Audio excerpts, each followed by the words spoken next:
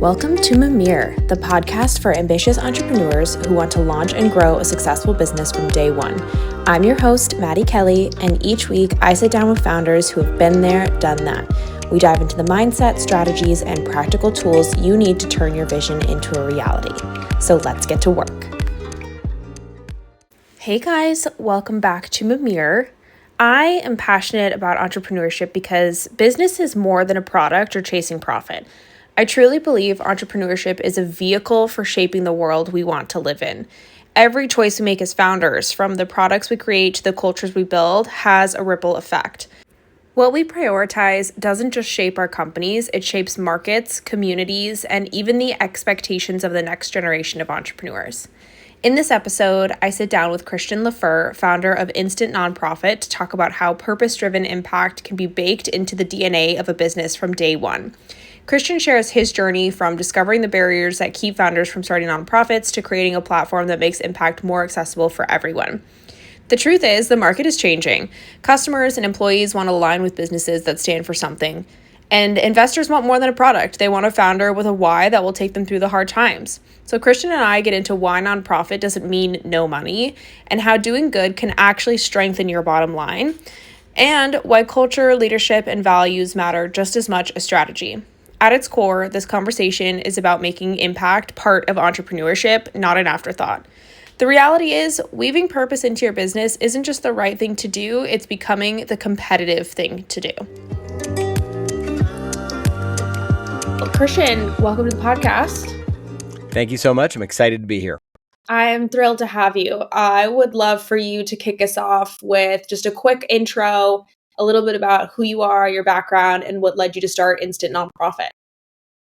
Beautiful. When I was 8 years old, I was out playing with my friends in the woods in New Jersey, a place that they built a mall, and there's not many woods there anymore. But my mom called me, and she had taken my sister to the doctor to find out why, even though she looked normal and everything seemed to be developing okay, she was nonverbal at almost 4 years old.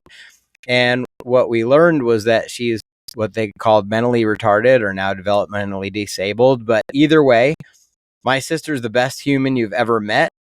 If you throw the ball to her or, joke around with her, make fun of my mom's hair, whatever, to this day, she'll be your best friend. But I sort of didn't think anything of that day. And I grew up around Special Olympics, around all these wonderful people. And my sister was a track star. And so we'd go to these big events, and I have a lot of pictures of my sister in second place on the podium. And cool. That just shows you the kind of person she is. She would be winning, and you know how they put the stands next to the finish line, and she'd see all her fans and get distracted and run over and high five them. And so everybody would yell to get back on the track, and she was just as happy either way. But not only did she influence me to really love others and really want people to fulfill their best destiny, whatever that might be, but I also grew up just believing that that's kind of how the world works. People help each other, and people try to make things more awesome. And if fast forward, 20 something years and maybe 30, I went to start a nonprofit for completely different reasons. And as I got into the process, I learned what an absolute nightmare it is, how difficult it can be for nonprofit founders. It's way harder than starting a regular corporation. And I remember being really morally outraged and angry about it. And, we've all been to motor vehicles, so this shouldn't be a surprise to me. And I couldn't understand at first why I was so agitated about this. And it dawned on me the next day that this was a direct impediment to people like those people who wanted to help my sister and start Special Olympics or do anything. They should not be punished for wanting to do something that's actually good for the world. And all business totally. Ostensibly is good for the world. Every business presents value, right? It's just a different type of value. And so I just said something, really should change about this. And that sort of led me on this down the rabbit hole, as they say. And here I am. I would love for you to double click into some of the challenges that people typically would face when it comes to starting a nonprofit, because I think that it's such a great point. And I know that it's challenging. I have, thought about it before, and if, whenever I had the chance to think about starting a business, like nonprofit was something that I had considered, but I don't know if like everybody listening sort of understands the typical process that one would have to go through to start a nonprofit. So I'd love for you to give a little bit of background into that too. Absolutely. And even in that initial time, I had, I had done business incorporation before. You have to do that. I had Yeah. gotten an EIN for a normal LLC or Right. corporation. Um, you have to do that for a nonprofit as well. But there are a number of other documents, bylaws, conflict of interest policy, aside from the fact that you need a special type of corporation. In most states, it's called a nonprofit corporation. But you need all these other ancillary documents to start a nonprofit. And then there was this additional thing, which is where I ran into this issue with the IRS, where you've heard of nonprofits being called a 501c3. Yeah. And 501c3 isn't really the entity itself, but people use these terms interchangeably. But what that really is it's referencing Section 501, subsection C3 of the IRC, the Internal Revenue Code that the IRS uses. And it is a tax status that is bestowed on the entity, on the corporation. Oh. So that's what grants you federal tax exempt status, so that two main things happen. One is you get tax deductibility for donations. So if somebody wants to give money, if they make $90,000 and getting down to $80,000 would bump their entire tax bracket down from, say, 30% to 28%, well, then they would save $2,000. So if they're $500 away from that lower tax bracket, they can donate $500 to you and save $2,000 on their taxes by bumping down a tax bracket, because it affects the entire taxable income. That's one of the two ways that tax exemption, a 501c3 in this case, helps people or helps contribute to the cause. The other way is, at the end of every year, you have an LLC. Many of your listeners have businesses, and whatever you've piled up at the end of the year is your profit, essentially, right? That's taxable. You start out the year with $1,000, you end the year with $10,000, you have $9,000 taxable, ostensibly, right? In a nonprofit, there's no corporate tax, so you can theoretically, you can endlessly pile up money, and it's never going to be taxed at that corporate level. A lot of things are the same. Payroll is essentially mostly the same. There's some other taxes that you can get exempt from if you have that federal tax exempt status, like state sales tax. In most states, you can get out of that. But those are the two main differences for the a tax exempt nonprofit. And so those are some of the things that you have to do to start a nonprofit. I'm glad that you brought that up also, because I think that this is something that I personally just have never understood to the fullest degree. But like, a nonprofit doesn't mean that you don't make money, right? Right. It's a pretty unfortunate term, I think. Even we've heard a little bit more. There's a little bit more news out there right now, where people are being exposed to the term NGO, right? Non-governmental organization. That's mostly the term that's used overseas. You usually use the term nonprofit in the States, but essentially these are also called NGOs, and those are interchangeable terms. And an NGO is simply an organization that does good or does presumably the work that benefits the community, benefits humanity in some way. And therefore is not taxable, because no matter how much people believe the government has gotten into things it shouldn't, or is expanded, or is contracted too little, too much, the fact is that government relies on the incredible fabric of almost 2 million nonprofits in the United States to do its work, to do the work in the community. So the government, most hospitals that get majority government funding, those grants might come from the government, but it's not a government hospital. We don't have government-run healthcare. Community organizations, organizations designed to help young mothers and provide, basic nutrition education and things for people that are in need, are almost all of that work is done through nonprofits, started just by people like you and me, who then the government grants this money to achieve its positive social ends on the ground. So there's a ton of private money and a ton of government money, and all in, this sector has about $4.3 trillion under Wow. management. That's just staggering. I can't, most of us can't even wrap our heads around that kind of money. And nearly 3 trillion in total annual revenues.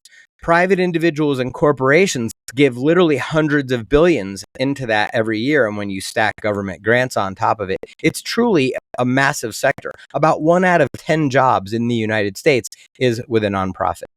Yeah, I'm really glad that we're having this conversation, because I think what's something that's coming to mind for me right now is like, if you think about like the way that you described it as a nonprofit is simply a business that just benefits the community. I think that really opens up everyone's mind to start thinking about like why they got into business Mm-hmm. and what your business is doing. Like everybody's out aiming to provide value, you know? And I think that it's very easy to also incorporate some element of extra good within that. I think like maybe we should contextualize this to like a real life example, right? Where if somebody has like a retail company, how can they incorporate this kind of mindset into their product and dig a little bit deeper into like how this would manifest in a real life situation? Absolutely. I have a really great example, and that's Instant Nonprofit. My company, Instant Nonprofit, is a C corporation. We are out to produce a profit. We've needed to raise a little bit of money from investors, for example, and then they get a payoff at the end of the day. Hopefully, right? We succeed. And, one of the mentors that I had years ago has a rule, and it's that you can't save the world if you can't pay the rent. And so it's a given, it's sort of a premise, and especially in our entrepreneurial culture and society, that whatever money someone exchanges with us, we're the purpose is to give them greater value, right? Or they wouldn't give the money if they didn't benefit in a greater way. And so that's how wealth is created, right? Wealth is not a finite thing. It's not getting a slice of a pie. It's actually we're out to grow the pie. Instant Nonprofit has a foundation, for example.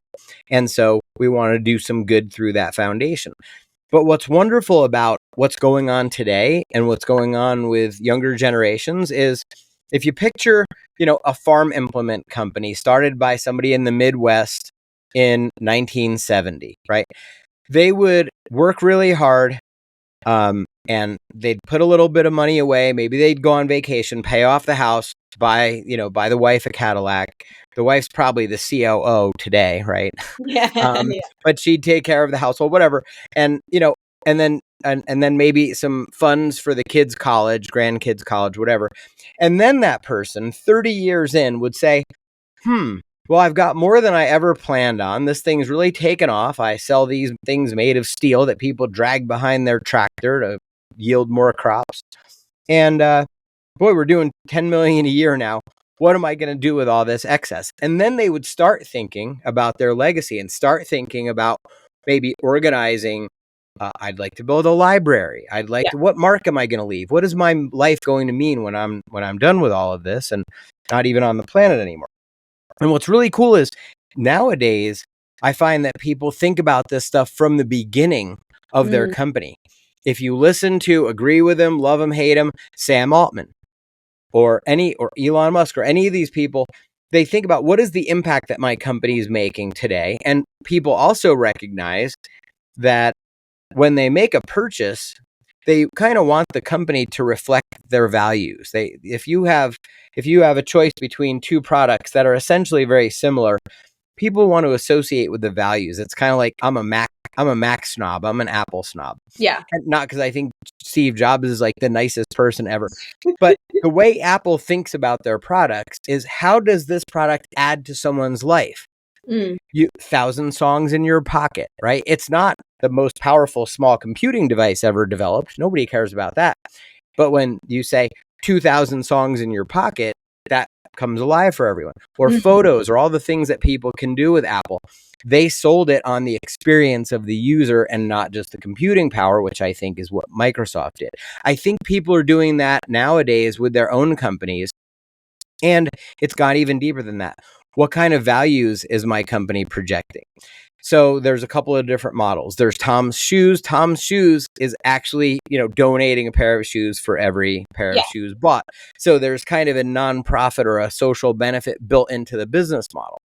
But even if it's not built into the business model and you're simply providing a service, how many of us go to the point of sale at the grocery store and you have the chance to round up for children's hunger? Or you have the doggy and kitty on the little thing at the point of sale, and you're essentially making a donation by making a purchase. People are thinking about that with their startups too. Well, I'm going to take 5% and give to this cause I really believe in. And there's all kinds of opportunities like that.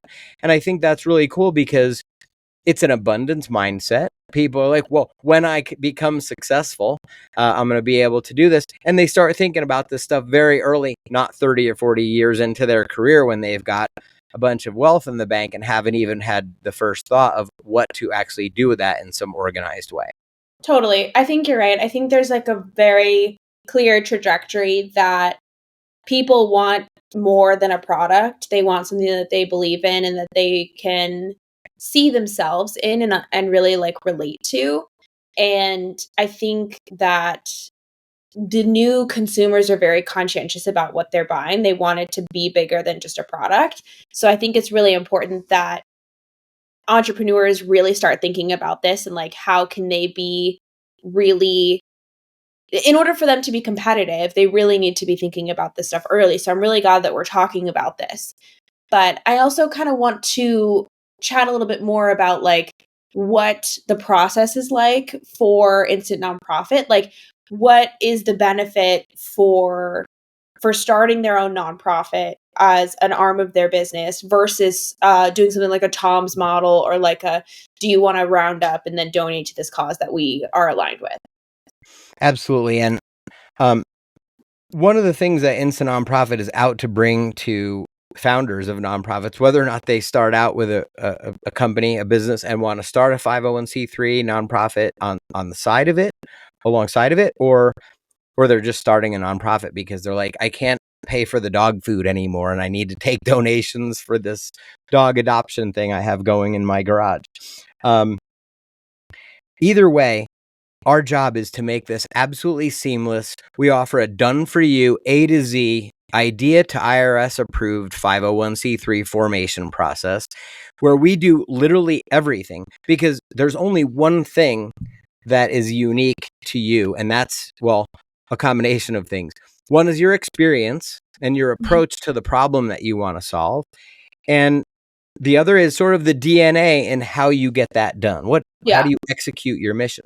And so if you can stay focused on that magic, and I have an adopted daughter. I did therapeutic foster care. We adopted my daughter out of that, and she wants to go back and eventually, right, and help kids who grow up in foster care. Or my best friend Sammy, one of the few nonprofit boards I'm on, he was adopted out of a Filipino orphanage. And now he DJs on like Necker Island with Richard Branson and does all these cool events and stuff. He's like this celebrity DJ. And he wants to, and he goes back and helps and donates to the orphanages that he came from. And what he's able to do is he started this on the side of his evolved podcast and evolved entertainer, empire. And so when he's on stage and he's got all these amazing people in his crowd, he talks about where he came from and how it gets him out of bed every day to not only entertain people and launch podcasts and do all those cool things that he does with his business, but that activity is powering his ability to give back to where he came from, give back in this unique way that very few people have a glimpse into the way he does. Well, what if somebody came along and said, well, you want to start that nonprofit. I know it's so confusing. There are so many missteps you can make. And the IRS, if you check one little incorrect box, you might be in a 8-month loop of never ending, not Yeah. returned phone calls.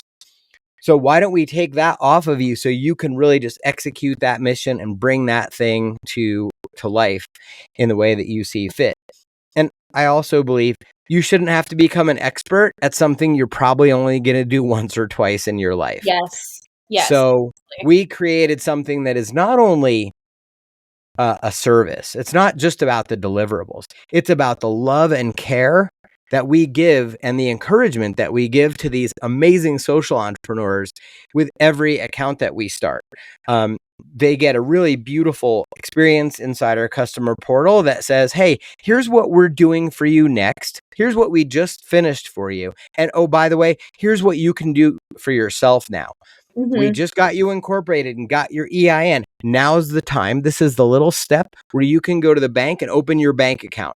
And here's a written set of instructions to bring to the bank, because when they start asking you questions you don't know how to answer, you can whip out this little, Yeah. instructional. And so we do that every step along the way. Like, great job. Here's what you can go do. Oh, never ran a board meeting? Well, take Robert's Rules of Order and throw that out. Like, don't even put that in your Amazon shopping cart, because Yeah. we're going to tell you how to run a board meeting in 9 simple steps. We're going to give you an agenda, and we're even going to pre-fill all of your board documents so that you just literally pull them up, make a couple of edits, and you're done. Because again, the board meeting is there to serve the mission, not the other way around. But what happens is people get so caught up and they don't know how to run a board meeting. They don't want to feel foolish in front of the friends or family that they've invited onto their board. And they don't want to struggle through that and be embarrassed and hit a bunch Yeah. of speed bumps. Well, I think So even on top what of can we do to make that easy? yeah, and on top of that, in my mind, like, if you're an entrepreneur, you already have like no time, right? So much Totally. of your life is dedicated to the main product and service that you're providing as part of your business. And you barely have enough like brain capacity to figure out what your workout is going to be for the day, like what you're having for dinner. So the idea of having to start a nonprofit is daunting. And I think the majority of entrepreneurs would say, like, dude, I barely have time to breathe. Like, there's no way I'm going to be able to do that. But the great thing with this is that it makes it really, really simple, and it takes that off of them so that they can just really do what they do best. And this is kind of one of my loves of entrepreneurship, is that there's no one right way. And like the cool thing is that everybody has their own unique powers, and that they can bring that to the forefront with their business. And by with your business, like allowing entrepreneurs to still do that just in the nonprofit space, I think makes a lot of sense, and it's also like a great dissolution of those barriers to entry into this space. For sure. We just want people to understand it may not be for everyone, but if that making an impact, starting a nonprofit alongside of your business or not, and especially if it's alongside of your existing business, you really want it to be easy.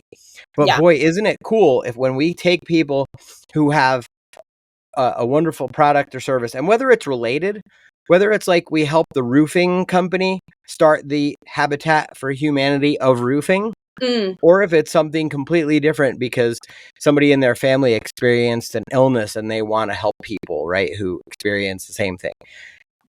What if we can make that super easy for people to just plug right in and put alongside of their business, and in fact, benefit their business? Because another rule, just like you can't save the world if you can't save the world if you can't pay the rent, is it's okay to do well while doing good. mm, So if you start a nonprofit, and I'll use the roofing example, and it's, Harry's Roofing Foundation, and now you're going to the silent auction, you're going to that PTA school fundraiser or whatever else in your community, and you have the Harry's Roofing Foundation nonprofit as the entity that's giving the money, donating to the charity, talking to the local Rotary Club, whatever.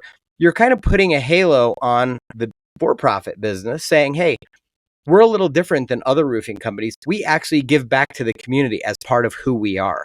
yeah. And again, in this world where we are just bombarded with marketing messages and, everybody wants to take our money and solve our problem, the ones that are going to be a cut above are the ones that are humanized, and the ones that relate to our values. And I'd sure rather, if I'm going down a list and the bids are all close to the same, I'm picking Harry's Roofing because I know that they were at the PTA association fundraiser last week, giving back a portion of what they, the revenues that they bring in. Yeah. And that's really cool that you can kind of tie this all together, because life is a wheel. It's not like, especially nowadays, your work life's over here, your relationship is over here, your family is over here.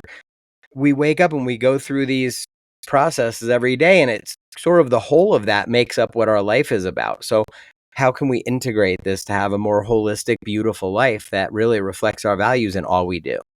100%. And I think it kind of goes back to the idea that just because you have a nonprofit arm of your business doesn't mean that it doesn't do well. Like, I think that bottom line, obviously, we want to do good because it's the right thing to do. And I believe that wholeheartedly. I think, unfortunately, like in the way that we live, like capitalism is what it is. And like, I love capitalism. But at the same time, I think a lot of people are going to be like, well, what does, starting a nonprofit arm of my business have to do with the profit side of my business? Like, is it going to make me lose money? Is it going to be a drain on my resources? Like all those kinds of questions. And then so I think what's great is like what you just explained is not really, right? Like it really honestly benefits your company to have this separate arm. Definitely. And we think about all the things that we do every day as, there are only three things ultimately that we have to offer or to use up: our time, our bandwidth, our focus, and our resources, financial or otherwise, right? But the things. And if you can eliminate the time that it takes and really reduce that to almost nothing, reduce the expense to doing something like starting a nonprofit to very little, very predictable. And we have a 200% IRS approval guarantee. We've never had to pay it, but if we fail in our mission to get you tax exempt status, we'll pay double back. And then the third thing is the bandwidth, right? How much mental distraction is it causing you to do another thing? Because like you said, especially entrepreneurs, your listeners are already, doing 95 different things, wearing 95 different hats. Well, if you can reduce the burn on all three of those things, and then it's almost all upside from there, because nobody's forcing anyone. And I got this question from someone who called and had a strategy session yesterday. How much do I have to put into my nonprofit when I start it? And I said, you don't have to put anything. The bank is probably going to ask you for $25 for the opening balance of the account. But what's great about actually starting a nonprofit is kind of like starting anything. When I was a kid and I wanted to go make some money, I would, I grew up kind of lower middle class, New Jersey, blue collar town. I went out there and knocked on doors and I asked people if they wanted their lawns mowed. Yeah. I didn't have a lawnmower. I didn't exactly know where I was going to get a lawnmower, but I thought that maybe Joey's mom's sister had a lawnmower in her garage, and that, maybe it doesn't run, but I'm pretty good with mechanical things. We make a little trade. I went out there and sold a bunch of lawn mowing jobs, collected the deposit up front, and then, boy, I was pretty motivated to go out and find that lawnmower and deliver the service. And maybe that wouldn't have worked, right? But if I didn't try it, I made some of my best friends in the whole world through just knocking on those doors and other kids saying, "Who's that?" And, it felt good to try something and have it work. Mm-hmm. I tried other things that didn't work, but it's the same thing with starting a nonprofit. Because a nonprofit can do anything of charitable value, it can do anything that you think of. It could connect people who want to adopt an animal with an animal shelter. Mm-hmm. It could help the older folks in the neighborhood get groceries or go for a little walk. Maybe they don't have anyone, there are all kinds of things a nonprofit can do. And so in starting this and just seeing what the need is, often just, you've heard the term pivot in the business community, in the startup community. Yep. 3M didn't invent the Post-it until they found glue that didn't work. Mhm. right?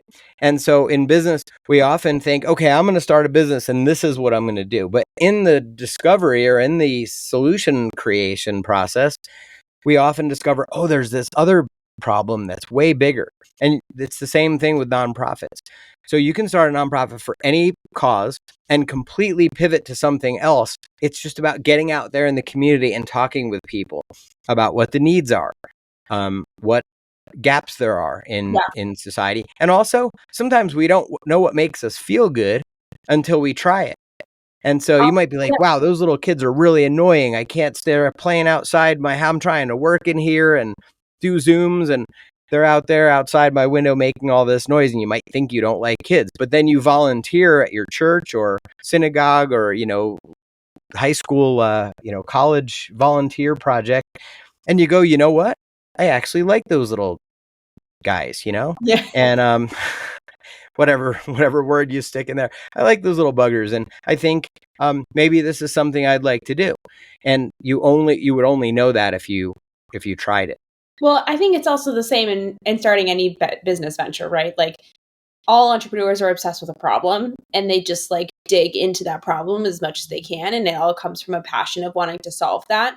And I think it's fascinating to hear the nonprofit approach being taken very similarly to how you would approach like any other for-profit company. And it's really, I think, in my mind, like making this a much more simple process. But I want to pivot a little bit and I want to chat also about, sorry, I used the word pivot. No pun intended. That was very nice, very I nice. did not mean to do that, but it worked. I want to hear a little bit about like your experience as an entrepreneur starting instant nonprofit. Like what was your experience like? What were the challenges? How do you feel about it now? Like what have you learned about yourself? I'd say one of the biggest things I've learned is when I started the company, I basically had, I sort of went through this discovery process where I told you about starting the initial nonprofit and how much trouble people have. And so I had called the IRS and I could almost hear the chuckle in the dark, in the back I mean, room. the fact that you even were able to call the IRS. I mean, when I was like starting a for-profit company, trying to find a number for the IRS was like impossible. I had to go through like several Reddit forums just to For discover sure. that. So the fact that you were even able to get the IRS on the phone is, I think, a feat in and of itself. So I had mailed in the application and then I got this form letter that gave me the number of my agent who was supposed to be never available, of course. So I got really agitated. I'm like, I don't have time for this. I've got things to do. And so when I didn't get an answer back, like, in a day or two or that minute, I changed the last couple numbers on that, 10-digit number. And I just called like 30 or 40 extensions north and south or south of that number, knowing I'd probably get somebody in the IRS building in general. And so I would just go 21, 22, 23 at the end. And when someone would pick up, I'd say, hi, my name's Christian. I just have a couple questions. Please don't hang up. You're not my filer person, but can you help me? And I'd, threaten to send chocolates or flowers or something. And a handful of them started telling me, why does this take so long? What would make, what's the holdup? Like, why do these files typically get delayed? And even a couple of particular questions. But I think the most important question was, I don't remember what made me think of it, but I was like, what would make your day and make you feel like somebody actually cared about your job so that you would like pay attention to that file? And I said, forget what's going on in the IRS and the crazy process they'd made this. Like, what would make your heart sing if you got a file and I had them, if I could, it was the magic wand question, which I ask all the time now. And they'd said things like, well, gosh, there'd be a watermark, there'd be an EIN on every page because we get so many files, it's easy to mix them up. And maybe there would be a table of contents so that you have this big package of paper and you know what thing is where. And so they just started listing off. And so I'm writing these things down and I curated what I call the love letter to a bureaucrat. Because, this is a long time ago. And I was like, well, if Selma Hayek was an IRS agent and I wanted to run her to run away with me forever, what kind of file would I give her? And I call it love letter to a bureaucrat. And I believe that the reason that those, I did that. I curated what they said, and I tried it again for some folks in town that wanted to start a private school. And lo and behold, in the face of about a 1-year delay to get an approval, we got an approval in about 41 days. And this was up against a matching grant with a guy who had just sold his company to a big, tech firm out in San Francisco for over $1 billion. He was willing to write a matching check for as much as they could raise and as many students as they could sign up. But we only had like 7 weeks to get that done. And I said, I'll take that challenge. And so I sent in my love letter to a bureaucrat. And instead of waiting 11 months to get that approval and having to wait till next year to register kids and maybe losing this guy forever, that thing came in. They start the school. I sent my kids to that school. And I was like, I think I'm actually onto something. That's amazing. I'm also fascinated because I'm sure that the way that you approach leadership within your company is like atypical, but not in a weird way, more or less like in a way that we wish a lot of other companies would probably think about leadership. So I would love for you to kind of give me like a high level of what that looks like, because I have a feeling that it's very interesting. Well, thank you. I really love my team. I'm really proud of my team. And I've like intentionally, as goofy as it sounds, at first I was like, am I going to use the word love in the workplace? But I've intentionally cultivated a culture of love, where by being a little bit vulnerable, like you might be able to see, I don't know, this hides it a little bit. I fell on my face on my road bike on Sunday, went flying over the handlebars. And so, for example, when I show up at work on Monday, I don't say, I've got a medical issue and I won't be, and I don't give the corporate euphemism. I say I went head over heels and smashed my face on the ground. And so I might not have my camera on today's Zoom when this thing was first blown up. And so I don't know, you've probably had these experiences where if you're in a group and there's a facilitator that's building trust among the group, the first person might share something a little vulnerable, and then the next person's like, well, I can take the next step. And then eventually we have someone, and I can think of someone at my company who their child was having some real anxiety, depression, etc., and ended up in the psych ward for having hurt themselves. And instead of coming to the team meeting and saying, oh, I have an issue today, and not being vulnerable, she shared the actual story, and that she was in the psychiatric eval ward on her laptop, working in between these sessions. And what really happened, the whole team rallied around her and said, you're fired from your job for the day. Go take care of her. Thanks for being on your laptop. And then sent cards and flowers and all this stuff. And they really get to know each other. So it's really been important to me to create a culture of love by leading, not by sharing too much information, but by being vulnerable and real. And that really, once that floodgate opens, people really show up and they're relaxed. They get to be each other. They get to be their weird self. And we even do icebreakers all the time, at the beginning of meetings, like, what's the weirdest food you've ever eaten? Or, what's the most embarrassing thing that you've done, with you, whatever. And so it really leads to this camaraderie that is special. And that way, when things go down, or the chips are down, or somebody is having trouble, or some tech fails or something, everybody's willing to make those phone calls. Everybody's willing to come in and really support each other. Yeah, I think that's such a great point. I think a lot about, I work for a startup, and I think a lot about what the difference is between my experience and like some of my friends who work in a very corporate environment. And it is definitely different. Like, I know that there is the, sort of distance that you put between yourself and your coworkers when you work for a corporate environment, just naturally. I think this is also like a personality thing, so I don't want to overgeneralize, but in my experience, at least, there's always like a distance that you set with yourself. And I think, to your point, it has a lot to do with those like quote unquote like euphemisms, where you're like, I don't want to share too much. I don't want to get close with my coworkers. I want to keep that like professional versus personal boundary. And I think that that's fair, but I also think that we spend a shitload of time with these people. More time. Like I think about like I spend more time with my coworkers than my own cats. And Hmm. that is not like a stat that I love because I'm obsessed with my cats, but it's the truth. And so I want to be myself at work. I want to feel, at least for me, like I want to feel like this is an extension of my family. And I don't mean that in like a I'll drop everything and do something for like a random coworker, but it's more like Right. I want to feel safe in my work environment. I want to feel like myself is honored and respected, and I don't think that's 100%. asking for a lot, you know?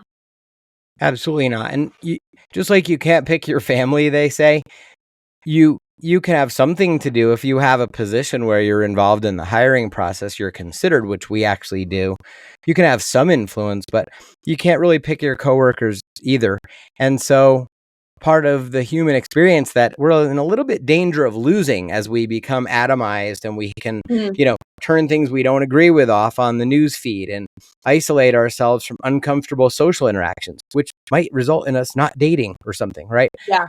We're in a world where we really have to stay engaged with other humans and not constantly optimize for the easy thing.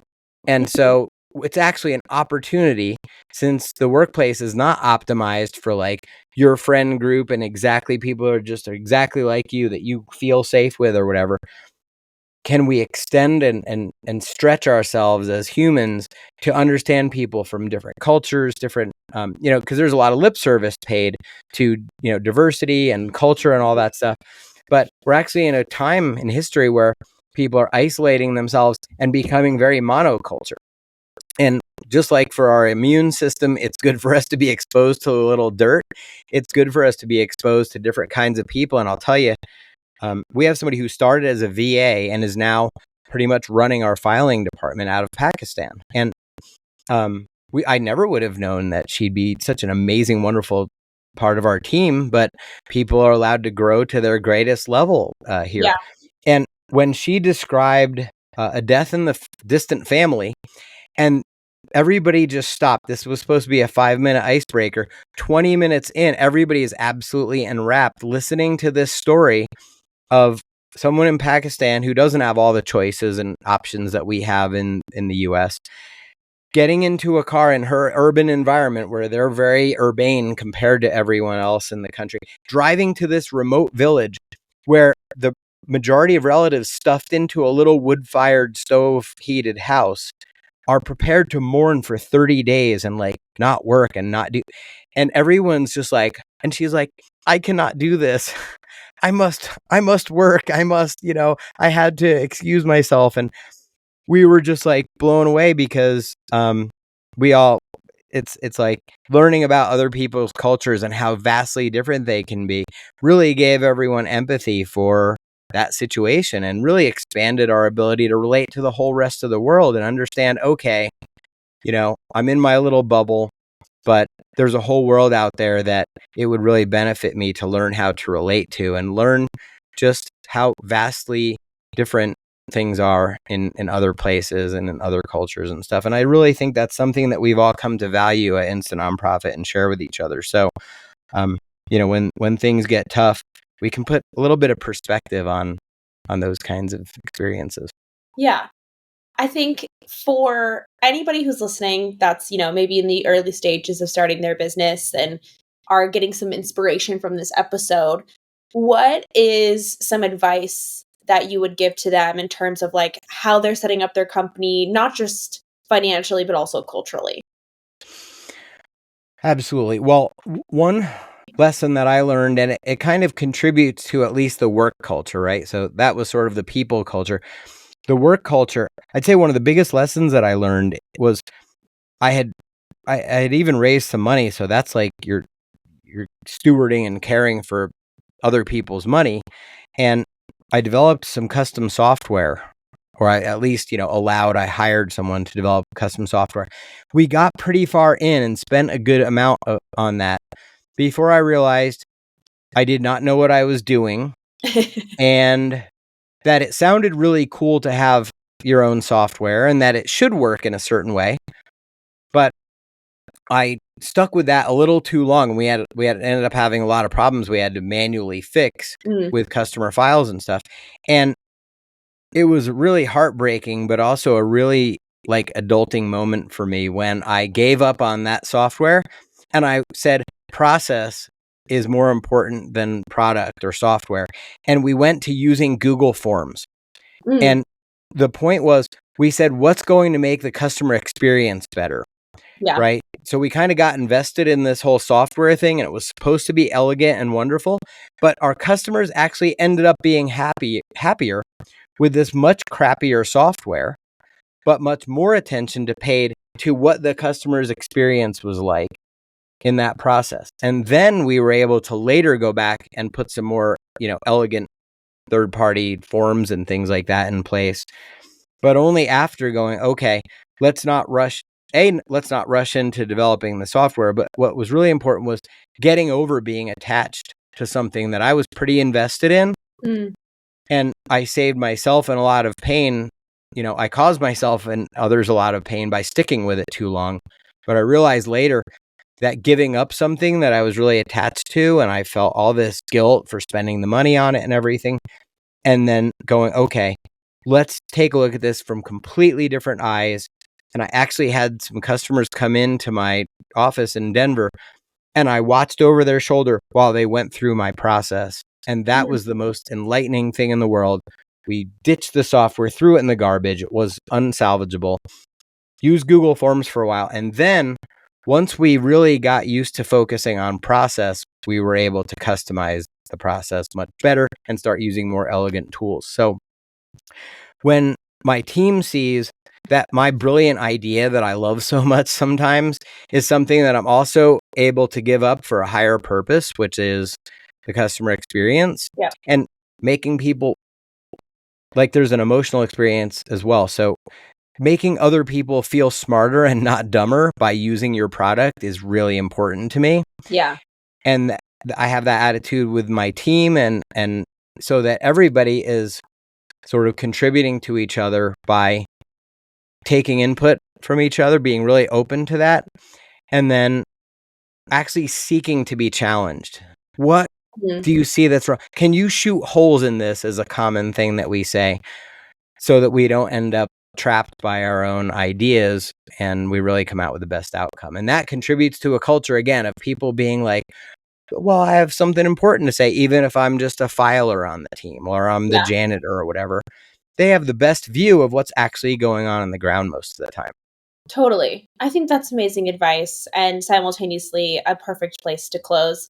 Thank you so much for being here and for sharing your expertise and your wisdom. I think this is going to be an amazing episode for everyone listening. So I really appreciate you coming and hanging out with me.